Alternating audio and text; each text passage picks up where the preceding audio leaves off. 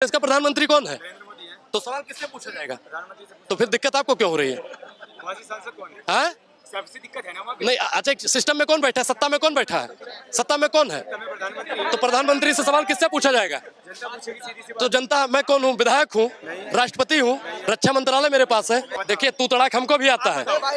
इज्जत से बात करेंगे तो इज्जत से बात करेंगे। मैडम, हम पूर्वांचल, मैं बता दूं, पूर्वांचल गोंडा से आते हैं, हमको भी तू तड़ाक आती है। केंद्र में कौन बैठा है? चाचा बैठे हैं, मोदी बैठे हैं, नरेंद्र मोदी बैठे हैं। तो देने का काम कौन सा करेगा? वादा किसने किया था? बैंक लूट कर नीरो भागा, बैंक लूट कर नीरो भागा, सोता चौकीदार है। अब कुछ भी पूछो, एक ही उत्तर, नेहरू जिम्मेदार है। अभी अमेठी में जो घटना हुई ना, मैं कह रहा हूँ देश के प्रधानमंत्री राहुल गांधी को इस्तीफा देना चाहिए, देश के रक्षा मंत्री अखिलेश यादव को भी इस्तीफा देना चाहिए ना। क्यों? तो क्या हुई? तो दोस्तों, फिर से स्वागत है आपका एक और नई वीडियो में। जैसा कि शुरुआत का क्लिप देखकर आप समझ गए होंगे कि आज का वीडियो कैसा होने वाला है। अनुराग ओझा ने कैसे आज इन भक्तों की ऐसा जबरदस्त धुलाई की है कि आपने इससे पहले इन भक्तों की ऐसी धुलाई कभी नहीं देखी होगी। तो वीडियो में एंड तक बने रहें, क्योंकि आगे आपको ये पूरा क्लिप दिखाने वाला हूँ। तो चलिए बिना किसी देरी के वीडियो को शुरू करते हैं। कांग्रेस हार कर भी जीत गई, क्यों ऐसा? मैडम, आपने एक गाना सुना होगा, सनय सनय हम जिंदगी भ्याम गच्छति। अब हिंदी में है कि धीरे धीरे से मेरी जिंदगी में आना और slow slow slow slow data देकर बीजेपी को जिताना। ठीक है। मतलब जिस प्रकार से चुनाव आयोग स्लो डाटा दे रहा था, सुबह जब बैलेट पेपर से गिनती हो रही थी तब भाजपा का सुपड़ा साफ था, 70 प्लस जा रहे थे। और जैसे ही ईवीएम खुलता है, तो नायब सन्नी जी ने कहा था, अभी तो ईवीएम खुलने दो, फिर देखते हैं। और भारतीय जनता पार्टी का वर्चस्व हरियाणा से खत्म है। वहाँ का किसान, मैडम, जनाधार जो हमको मिला, हम सहमत हैं, लेकिन अब अगले 5 साल तक किसान फिर उसी प्रताड़ना को झेलता रहेगा, पहलवान उसी प्रताड़ना को झेलता रहेगा, और युवा फिर अग्निवीर बनकर शहीद होता रहेगा। लेकिन अब की बार तो भाजपा ने वादा कर दिया था ना कि अग्निवीर वालों को परमानेंट जॉब दे देंगे यहाँ पे। एक गांव के हमरे कहावत थी कि गधे के बात का, मतलब गधे के लात का और मोदी जी के बात का कोनो विश्वास नहीं किन जात है। और बाकी मैडम, मोदी जी बहुत अच्छादार भाषण दीन, कहीं 2 करोड़ रोजगार दे, 1 पैसा रोजगार नहीं दीन, कहीं 15 लाख खाता में पठाई दे, बिल्कुल खटाखट 15 लाख नहीं। 15 लाख वाली थ्योरी क्या है एक्चुअल में, बता तो सही। जली ना, तेरी भी जली ना। अरे यार, एक व्यक्ति को गाली देने से कुछ नहीं होता।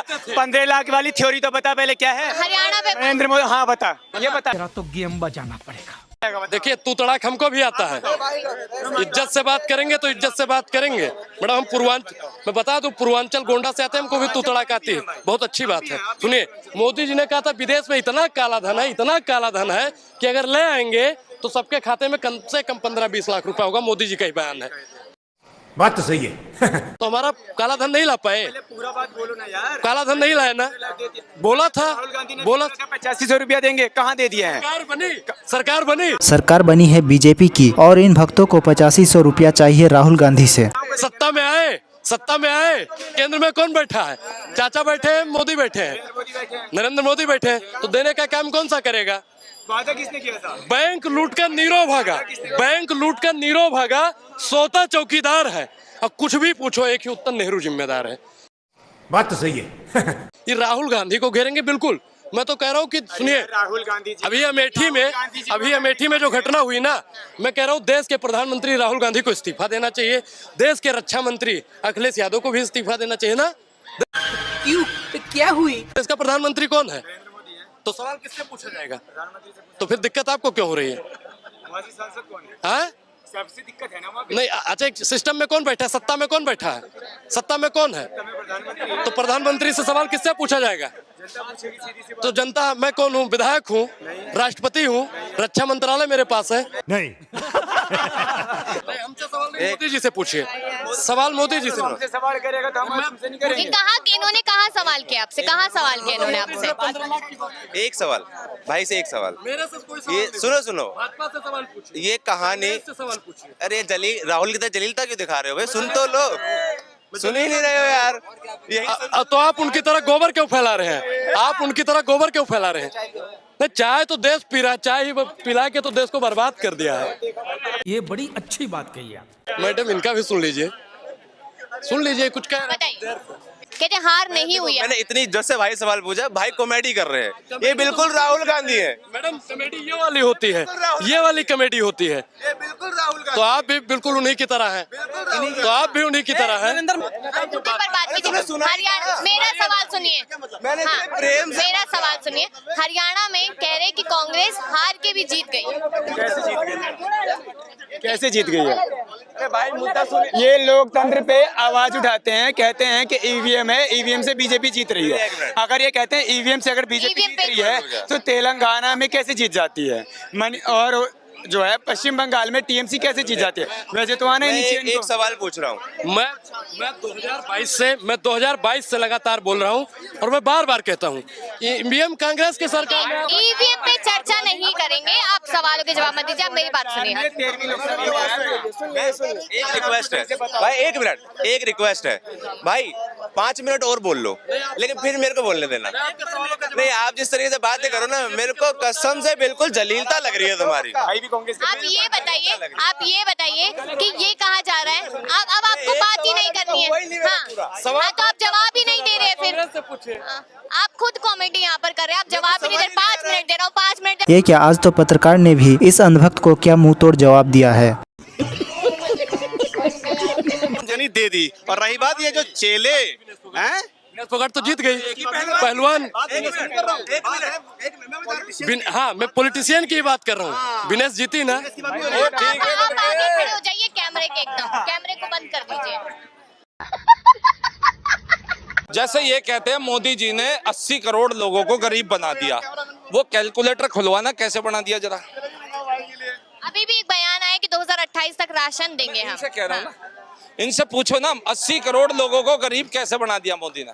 ये खुद कहते हैं हम 80 करोड़ लोगों को राशन दे रहे हैं। जैसा के पापा कहते हैं कि हम 25 करोड़ लोगों को गरीबी रेखा से ऊपर कर रहे हैं। देखो ये अब शब्द पे ना जाए, वरना मैं पापा का दादा फूफा सब बता दूंगा। सुन लीजिए, अब सुन लीजिए, सुन लिया, राशन देते हैं।